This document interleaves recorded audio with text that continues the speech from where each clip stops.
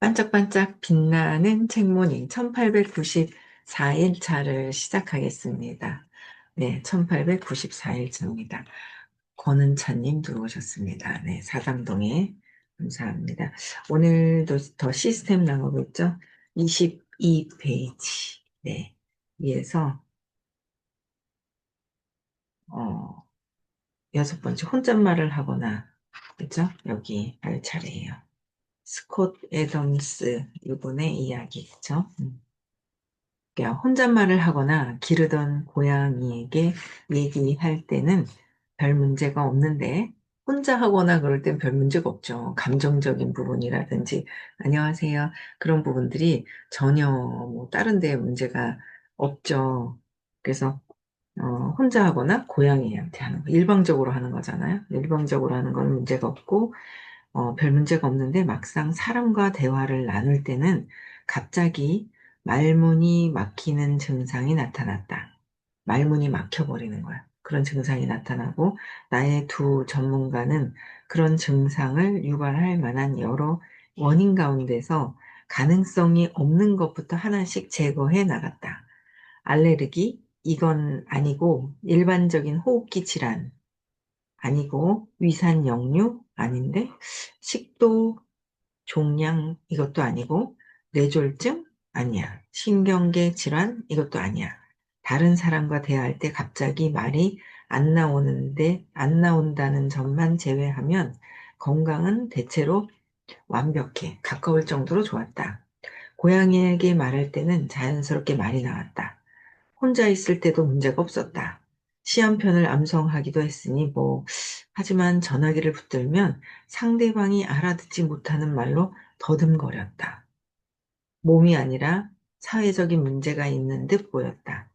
따라서 결론은 정신 이상이었다. 사회적인, 그러니까 상대방과 대화할 때만 이제 말문이 이제 안 나오는 거죠. 작가의 예술을 대하다 보면 정신이 이상한 사람이 아닌가 하는 생각이 언제든 들 수도 있다. 작가와 예술가를 대하면 상상 속에서 보는 것을, 상상 속에서 보는 것을 글이나 그림으로 온전히 표현할 수 있다는 점을 제외하면, 온전히 표현할 수 있다는 것을 제외하면 사실 예술가는 미친 사람과 다를 바 없다. 지난 수십 년간 내 블로그에는 나의 정신 상태에 대해 의문을 품는 독자들의 댓글이 거의 끊이지 않고 올라왔다. 나도 이해 못하는 바는 아니다. 나도 내 글을 읽어봤으니까 나도 제정신이 아닌 것 같다고 말하는 사람이 적지 않았다. 그 가능성을 고려해 보는 게 합리적일 거라는 걸 나도 안다. 내가 비정상적인 형태를 보이는 데는 유전자 탓도 있다. 나의 외할아버지는 정신병원에 한동안 입원해 있었다. 거기서 전기충격요법 치료를 받았던 걸로 기억한다. 하지만 효과가 없었는지 어머니의 외할머니는 몽둥이를 들고 죽일 듯이 뒤쫓아오는 할아버지를 영영 떠나고 말았다. 그런 할아버지의 광기 유전자를 내가 물려받지 않았다고 장담할 수는 없다. 이런 거 다 적인데, 그쵸? 신념 찾으면 되는데. 의식 공부에서 의식 공부 수업에서 해결할 수 있는 그런 문제점들이 막 있죠. 광기 어린 거. 근데 누구나 다 그랬잖아. 어제 누구나 다 정신 이상 질환이 있다. 누구나 다. 그쵸? 거기서 얼마나 중증이냐, 약하냐, 이제 이거에 따라서 틀리고, 조울증, 우울증, 좋았다가 떨어졌다가, 슬펐다가 또 괜찮아졌다가, 왔다 갔다 하는 거예요. 예. 정신 나간 사람 취급을 당하며 살아가는 일은 쉽지 않았다. 다른 사람에게 이야기를 할 때면 나도 모르게 특정 자음이 목구멍에 막혀 입 밖으로 나오지 않았다. 상대방 입장에서는 마치 통화 품질 불량으로 중간중간 말이 뚝뚝 끊겨서 들리는 식이었다. 식당에서 다이어트 콜라를 주문하는데 내 입에서는 어토크라는 말이 나왔다. 그러면 내 주문을 받은 점원은 나를 불쌍한 표정으로 바라보다가 일반 콜라를 건네주는 일이 다반사였다. 더 심한 경우에는 내가 자기 안부를 묻는다고 생각한 점원이 잘 지내요, 덕분에 라고도 엉뚱한 대답을 하기도 했다. 물론 이분은 심각한 데 있잖아요. 참 재밌는 것 같아요. 물론 주문한 콜라는 끝내 나오지 않았다. 미치고 팔딱 뛸 노릇이었다. 이거 카톡이나 글로 쓰면 되는데, 그쵸? 노트 이렇게 메모에다 하면 되는데, 옛날에는 그렇게 안 했나 봐요. 원래 잘 부르지는 못했지만, 노래도 막 힘없이 시원시원하게 부를 수 있었다. 외우고 있는 글이나 내용을 말하거나 암송하는 것도 별 문제가 없었다. 하지만 대화를 나눌 때면 제대로 알아들을 수 있는 문장을 내뱉을 수 없었다. 말을 더듬는 사람들이 하듯 나도 발성이 되지 않는 음절을 애초에 피해가는 방법으로 문제를 피하고자 했다. 예를 들어 껌을 달라고 말하고 싶어도 입에서는 엄이라는 소리가 나올 걸 알고 있었기 때문에 아예 말을 돌려서 씹는 그거 주세요라고 말하는 방법을 택하기로 한 것이다. 그렇지만 이 방법은 잘 통하지가 않았다. 간단하게 말하면 될 것을 스무고개 하듯 말하니 상대방은 당황하게 일쑤였다. 내가 이리저리 돌려가며 아무리 명확하게 설명하려 해도 돌아오는 반응은 어리둥절한 표정과 뭐라고요? 였다. 말하는 능력을 상실하면 사람들과의 악몽으로, 모임이 악몽으로 변한다. 한 공간에 안에 있는 수많은 사람 속에서 나 혼자 유령이 되는 비현실적인 일이 벌어진다. 상상이 아니라 실제로 말이다. 혼자 유령이 되는 비현실적인 일이 벌어진다. 이거 경험하는 거잖아요. 그러니까 어릴 때 혼자 있었던 경험이 있었던 거예요. 버려졌던 경험이. 그래서 이거를 또 실제 경험하고 있어요. 유령 같은 존재가 되는 외로움은 사람을 병들게 한다. 외로움이 노화만큼이나 신체에 악영향을 준다는 연구 결과가 있다. 그 말이 정말 맞았다. 하루하루 기력이 쇠하는 느낌이 들었다. 다른 사람들의 이야기를 듣는 것만으로는 나의 외로움을 치유할 수 없었다. 외로움은 내가 직접 말할 때, 그리고 무엇보다도 남들이 내가 말을 들어줄 때 해결할 수 있다. 이후로 나는 약 3년 반 동안 평범한 생활과는 단절되어 외로움에 둘러싸인 삶을 살았다. 극도로 어릴 때 버려졌다는 게 신념이 있는 거예요. 그쵸? 이런 경우에. 음. 가족과 친구들이 보내준 사랑과 지지도 소용없었다. 노력할 가치도 느끼지 못할 정도로 삶의 질은 바닥으로 곤두박질 쳐갔다. 목소리 문제가 발생한 초기 무렵에 내게는 외로움보다 더 시급한 문제가 있었다. 당시 나는 신문에 만화 딜버트를 연재하는 동시에 큰 돈을 받으면서 강연을 하러 다니고 있었다. 몇 주 후에도 강연이 잡혀 있었다. 목소리가 안 나오는 증상이 발생하고 처음으로 예정된 강연이었다.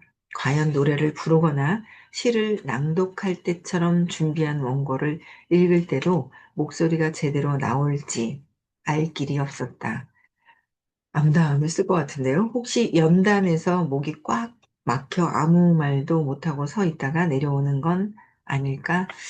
수천 명의 청중 앞에서 알아듣지도 못할 말을 혼자 옹알대기만 하는 건 아닐까.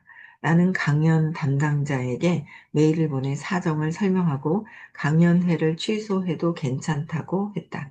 주최 측은 위험을 감수하고라도 일정대로 행사를 진행하겠다고 했다. 나 역시 위험을 감수하기로 마음먹었다. 나중에 자세히 설명하겠지만 다행스럽게도 나는 보통 사람들에 비해 창피해하거나 당황하지 않는다.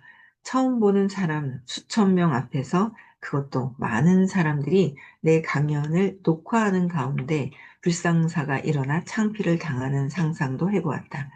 하지만 다른 사람들은 몰라도 나는 그럴 가능성만으로 강연을 취소할 수 없었다. 그런 상황에서 내 목소리가 제대로 나올지 안 나올지 알아야 했던 내 입장에서 강연은 강행할 가치가 있었다.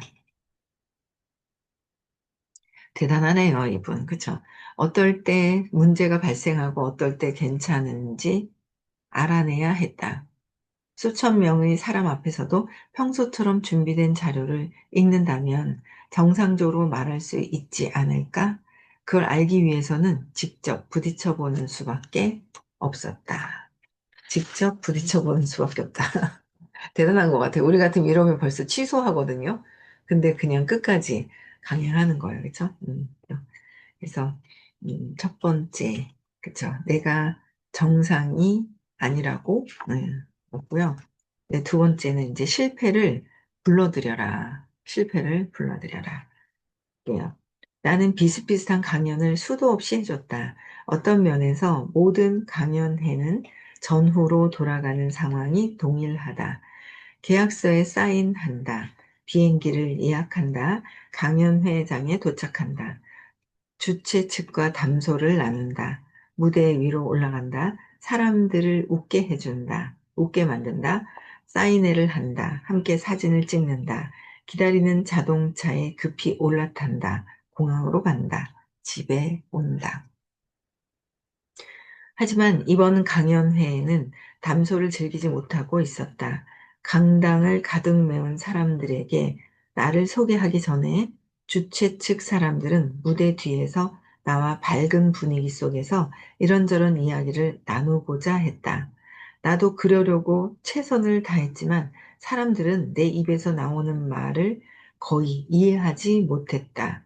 나는 조용조용 말하면서 몸짓을 사용하기도 하고 앞에서 언급한 대로 발음이 안 되는 단어는 돌려서 말하기도 하면서 사람들을 안심시키려고 했다.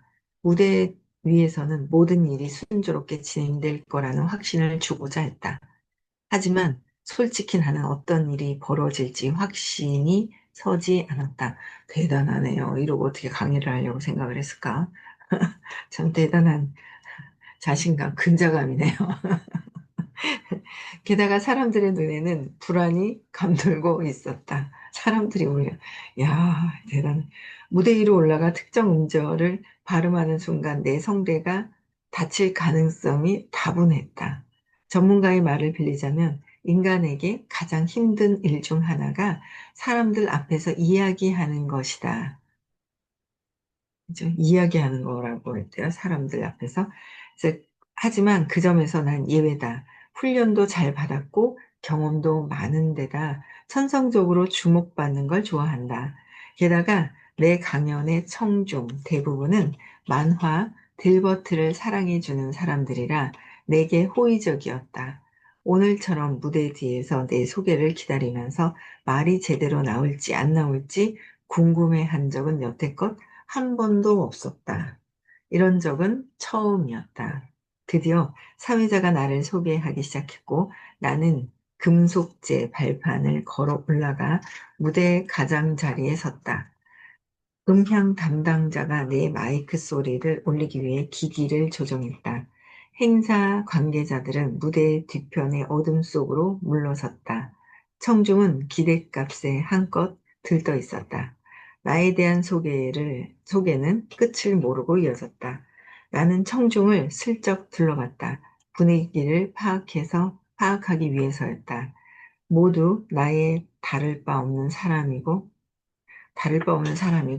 내 편이다. 나는 크게 심호흡을 몇 번 했다. 사회자는 내가 미리 알려준 농담으로 분위기를 띄웠고 청중은 웃음을 터뜨렸다. 이제 모든 준비가 끝났다. 나는 셔츠를 허리춤 안으로 밀어놓고 옷매무새를 가다듬었다. 벨트에 무선 마이크가 잘 연결되어 있는지도 확인했다. 사회자가 목소리를 높이며 드디어 내 소개를 마무리하고 있었다. 딜버트를 만들어낸 주인공 스콧 애덤스 씨를 반갑게 맞아 주십시오. 심장이 하도 쿵쾅거려 마루까지 울리는 듯 했다. 나는 눈이 멀 정도로 환히 빛나는 조명 속으로 걸어갔다. 청중은 환호했다. 딜버트를 사랑해주는 사람들이었기에 나 또한 기쁜 마음으로 손을 흔들었다. 나는 무대를 가로질러 사회자와 악수를 나눴다. 그리고 서로 눈을 맞추며 고개를 가볍게 끄덕였다. 모든 것이 느린 동작으로 움직였다. 나는 커다란 화면에 내 만화를 비춰줄 디지털 비디오 기기 쪽으로 갔다. 탁자에 연설 자료를 내려놓은 후 옆으로 두어 걸음을 옮겼다. 강사들이 흔히 하듯 양손을 앞으로 모아 손가락을 왔다 갔다. 청중의 박수를 받아들이면서 그 기운을 긍정적인 에너지로 바꾸는 것이다. 기분 좋은 에너지였다. 바로 그 순간 심장 박동이 정상으로 돌아왔다. 예전에 많은 청중을 앞에 두고 했던 그 많은 강연 때도 그랬던 것처럼 그동안 받았던 훈련의 효과가 나타나며 덕분에 자신감도 돌아왔다. 나는 마음속으로 이제 청중은 내 손 안에 있다고 생각했고 청중도 같은 마음이었다. 그들은 모든 것을 내게 맡긴 것이나 다름없었다. 이제 내가 자신의 차 있고 무엇이든 할 수 있다는 것을 보여주어야만 했다.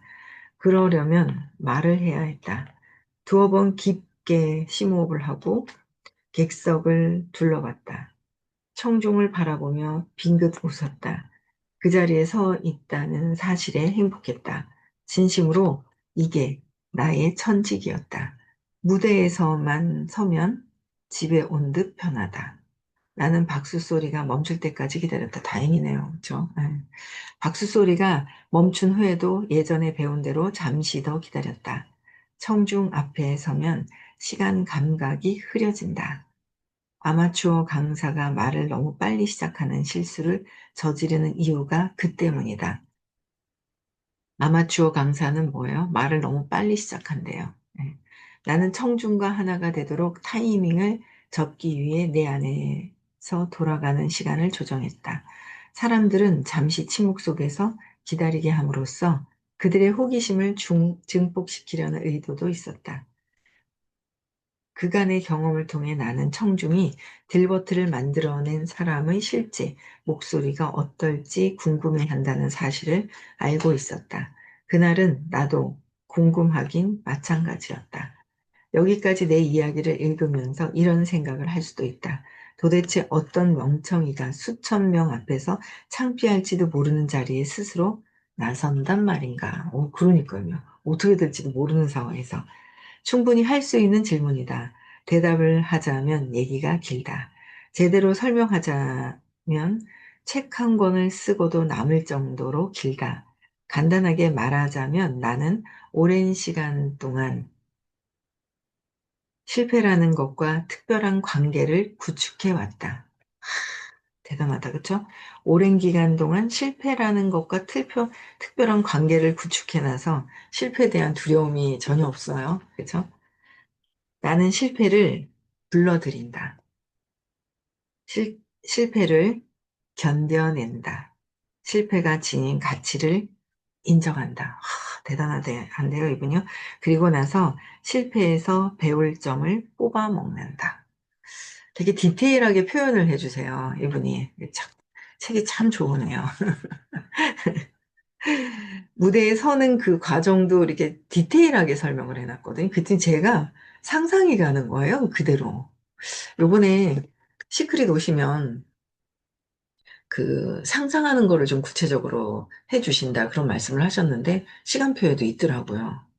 구체적으로.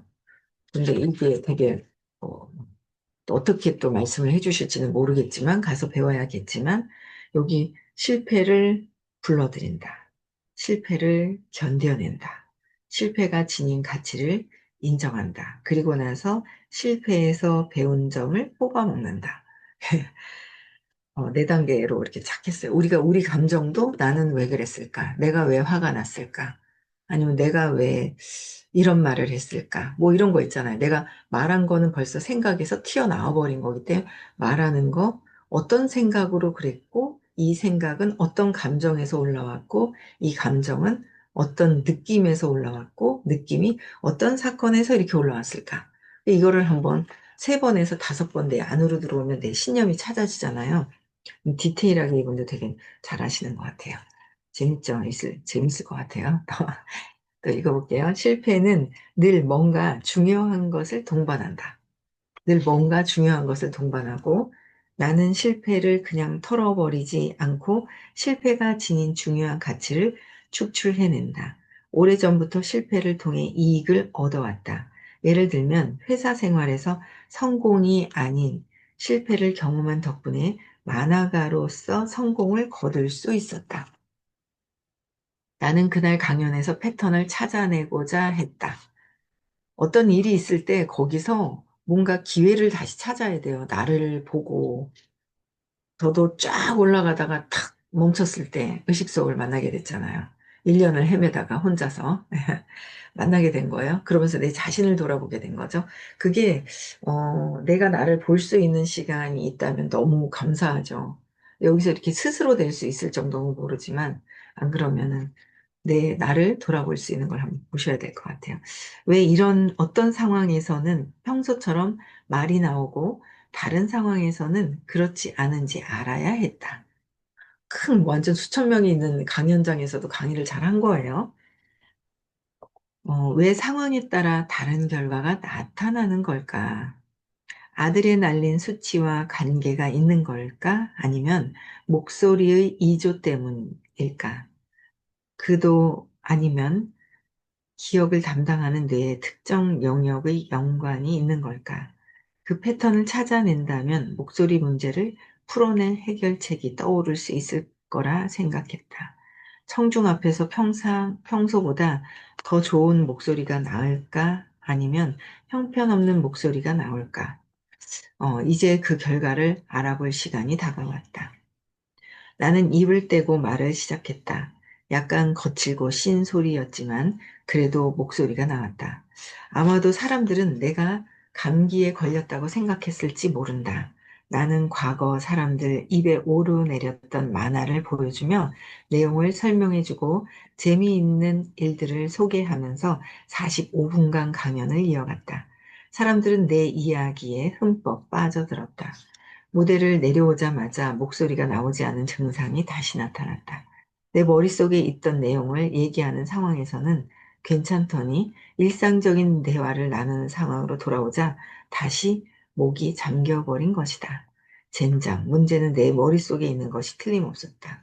향후 3년 동안 목소리 문제를 해결하고 유령 같은 존재에서 벗어날 방법을 찾아내기 위해 패턴을 찾아다녔다. 그리고 이 책을 통해 그 패턴 찾아내기 여정이 어떻게 흘러갔는지 당신에게 알려주려 한다. 실패라는 놈이 성공이라는 과실을 토해낼 때까지 어떻게 그 놈의 목을 움켜쥐고 졸라대야 하는지 내가 아는 모든 것을 이 책 안에 담아 놓았다. 우리는 전에 과거에 경험했었던 것들 있잖아요. 실패했다고, 실패가 아니죠. 잘 몰라서 잘못 해석해서 한 게 있는데 그걸 가지고 과거를 가지고 지금도 살잖아요. 옛날에 그랬었는데 지금도 두려움이 덜덜덜덜 떨려서 해결이 안 되고 지금 두려움이 올라오니까 어떻게 해요? 적극적으로 해결해야 되는데 다시 하면서 적극적으로 해결하지 않고 과거를 가지고 그냥 있는 거예요. 멈춰져 있는 거예요. 과거에 사는 거죠. 그러니까 지금을 살아라 라고 얘기하시는데 지금, 그쵸? 근데 우리는 자꾸 과거에 산다는 거죠. 과거에 경험했었던 그 두려움을 가지고 살고 미래에 일어나지도 않을 걱정, 근심을 가지고 산다는 거예요. 그래서, 근데 이분은, 야, 대단하신 것 같아요. 너무 대단하다라는 생각이 드네요. 이제 3장이에요. 열정, 칼은 소리, 열정 같은, 칼이에요. 열정 같은 소리 하네. 열정 같은 소리 하네. 그래서 성공한 사람들은 종종 이런 조언을 던진다. 당신의 열정을 쫓아라. 근데 열정 같은 소리 하네 오셨어요. 재밌어요, 책이. 만화가인데, 세계적으로 유명해진 만화의 어떤 그 특징이 있는 것 같아요. 네, 여기까지 하고요.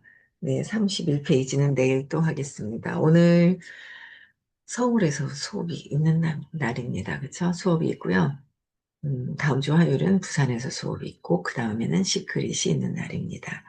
네, 다들 많이들 더 오셨으면 좋겠습니다. 네, 여기까지 하고요. 네, 인사하고 마치겠습니다. 끝나고 명상 있습니다. 명상. 꼭 하셨으면 명상 꼭 하세요. 네, 감사합니다. 음성을 해제시켜 주시고 인사하고 마칠게요.